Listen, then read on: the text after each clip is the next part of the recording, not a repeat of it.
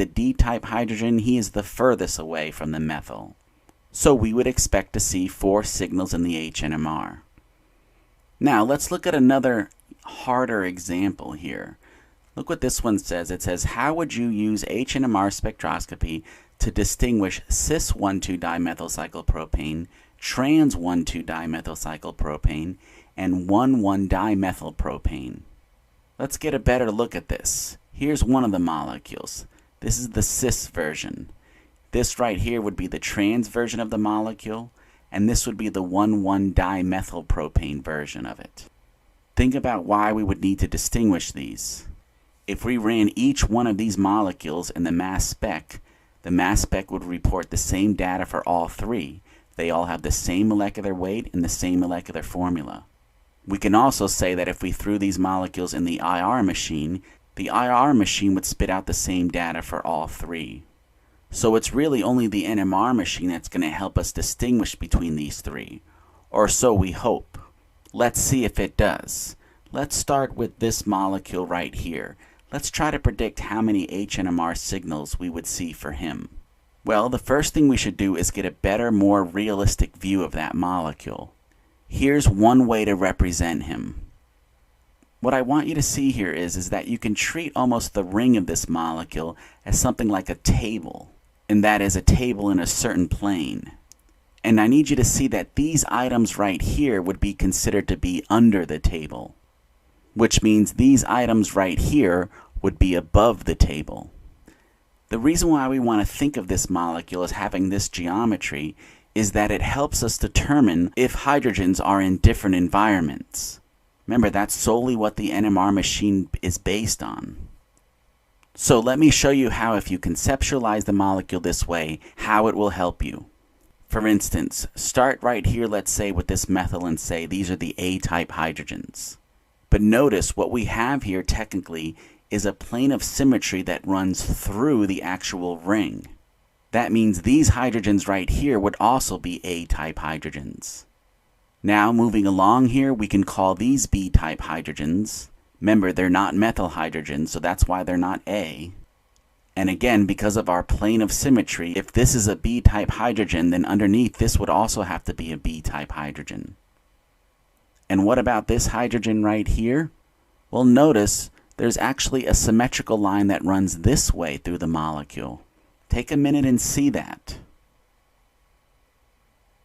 It's because of this symmetrical line that we would call this the B-type hydrogen. He is equivalent to those other B-type hydrogens. And because of our plane of symmetry, that means this would also be a B-type hydrogen underneath. So technically there's only 2 types of hydrogens in this molecule, and therefore we should expect to see 2 signals in his HNMR. So let's go back to our problem here and log that here. This guy, 2 signals. And now let's focus on this guy. How many signals in the HNMR for him? Well, again, let's represent our molecule as the table again. And let's start somewhere and call this the A-type hydrogens. Notice in this molecule, you have a line of symmetry right here. So if those are the A-type hydrogens, then these would be also A-type hydrogens, which makes this hydrogen right here a B-type hydrogen, and this would be his equivalent B hydrogen. However, what about these hydrogens right here? Well, this would actually be a C-type hydrogen. Think about his environment for a second here.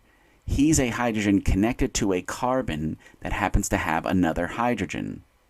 Notice that's different from this B hydrogen right here. He's connected to a carbon that actually has a methyl connected. So that's why the C hydrogen is different from the B hydrogen. But what about the hydrogen underneath here? He would actually be a D-type hydrogen. Now, why is that? Well, look at the C-type hydrogen. When he looks across the table, he sees 2 methyls. When the D hydrogen underneath looks across the table, he sees 2 hydrogens instead. That technically means that they're in different electronic environments. So that means we would expect to see 4 signals in the HNMR for this molecule. So let's go back to our problem here and log that. This guy would have 4 signals, And let's look at the last remaining molecule right here. Let's look at his table representation. And let's start somewhere here and call this the A-type hydrogens. And what I want you to see here is notice these would also be A-type hydrogens, which seems kind of tricky at first, but remember, since it's all about environment, let's go to the upper left A hydrogens right here and notice when they look across the table, they'll see this hydrogen right here, and on the other side, they'll see this hydrogen right here. Notice that's exactly what the A hydrogens underneath see as well. Again, when they look across the table underneath, they see one hydrogen here, and they see another hydrogen here. That puts them in identical electronic environments.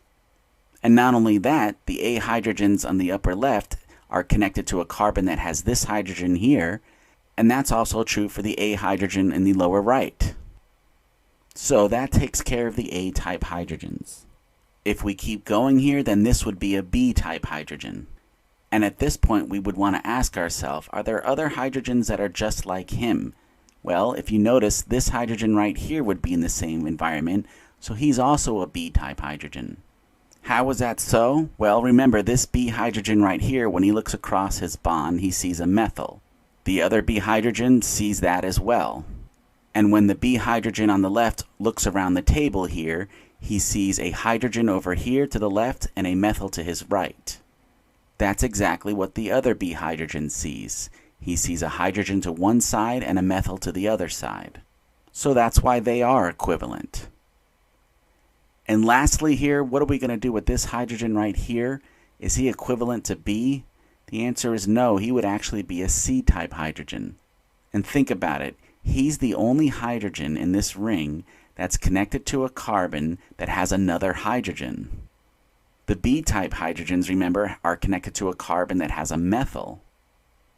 However, what about the hydrogen here underneath? Is he a C-type hydrogen or is he a D-type hydrogen? Well, think about it. Our C-type hydrogen, when he looks across the table, to one side he sees a methyl, and to the other side he sees a hydrogen. Notice that's exactly what the hydrogen underneath would see as well.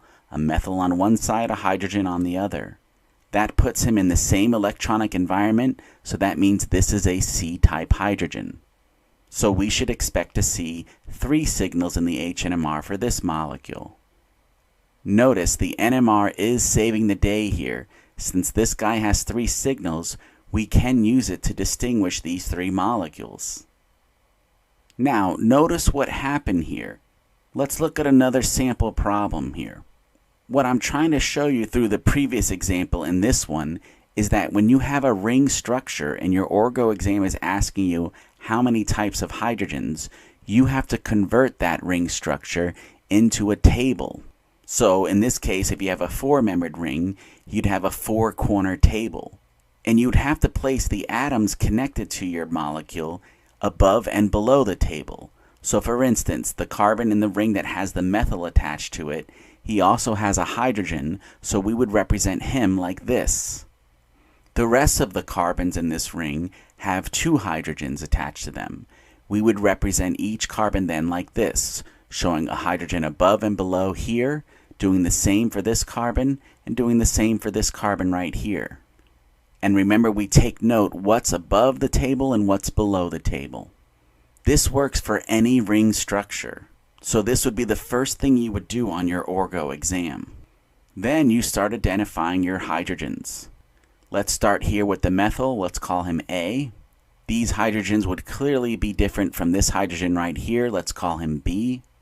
And B is definitely not like this hydrogen over here, so let's call him C. However, notice we do have a line of symmetry that runs this way. That means this hydrogen over here would also be a C-type hydrogen. And the hydrogen underneath here, he would have to be a D-type hydrogen. And again, because of our line of symmetry, that would make this a D-type hydrogen. Remember, the C-type hydrogens, when they look across the table, they will see the A-methyl hydrogens. Whereas the D hydrogens, when they look across the table, they will not see any methyl hydrogens. That brings us to the next hydrogen. This would be the E-type hydrogen right here. Notice he's further